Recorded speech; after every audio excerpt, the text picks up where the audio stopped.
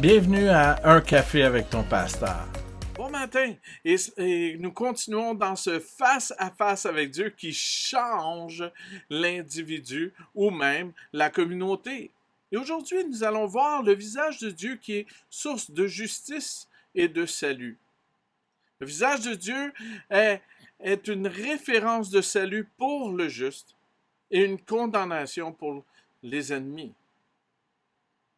Donc, dans le psaume 34, verset 16 et 17, ça dit ceci: les yeux de l'Éternel sont sur les justes et ses oreilles sont attentives à leurs cris. L'Éternel tourne sa face contre ceux qui font le mal pour retrancher de la terre leurs souvenirs. David écrit ce texte dans un contexte particulier. Dans le contexte de 1 Samuel 21 du verset 10 à 15. Alors que David court pour sa vie, il est pourchassé par Saül. Saül en veut à sa vie. Il arrive devant un autre roi. Et cet autre roi, c'est Akish. Il dit, n'est-ce pas lui à qui on chantait Saül a frappé ses 1000 et David ses 10 000? Et David fait le fou, il fait comme s'il qu'il a perdu sa tête et il laisse la bave couler sur sa bave, sur sa barbe. Et alors qu'il est là, le roi qui dit, hey, cette personne-là qui est plein de démence, je n'en veux pas dans ma maison.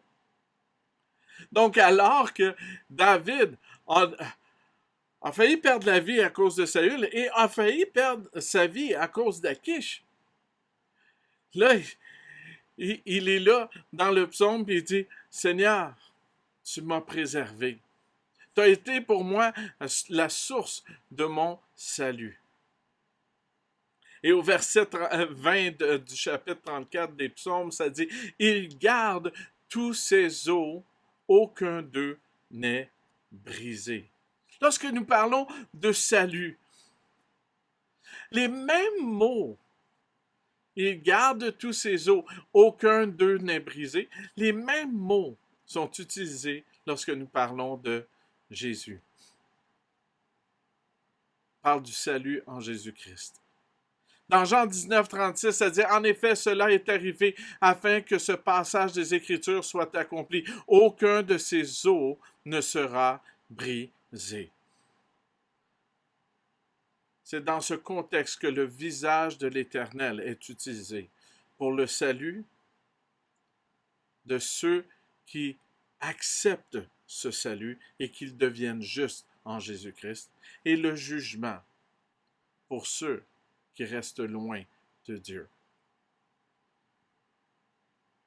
Le Seigneur est le Sauveur et il désire pour chacun de nous la réconciliation afin que nous vivions cette relation exclusive avec le Père.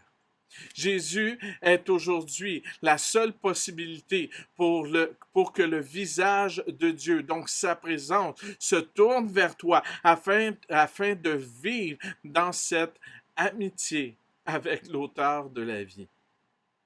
Il a anéanti l'ennemi de nos âmes, c'est-à-dire le péché qui nous rend esclaves, le Satan qui est constamment en train de travailler pour notre perte et nos propres passions égoïstes. Il ne reste plus qu'à répondre positivement à son invitation. Il est là. Il t'invite.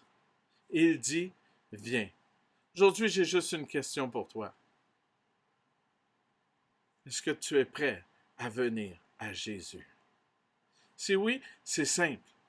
Tu n'as qu'à dire, Seigneur Jésus, viens, restaure ma vie. Je suis un pécheur.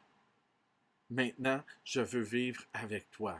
Je veux marcher avec toi. Je veux être réconcilié avec toi. Sois le Seigneur de ma vie et que nous puissions marcher ensemble jusqu'à dans l'éternité. Sur ce, merci d'avoir pris un café avec moi.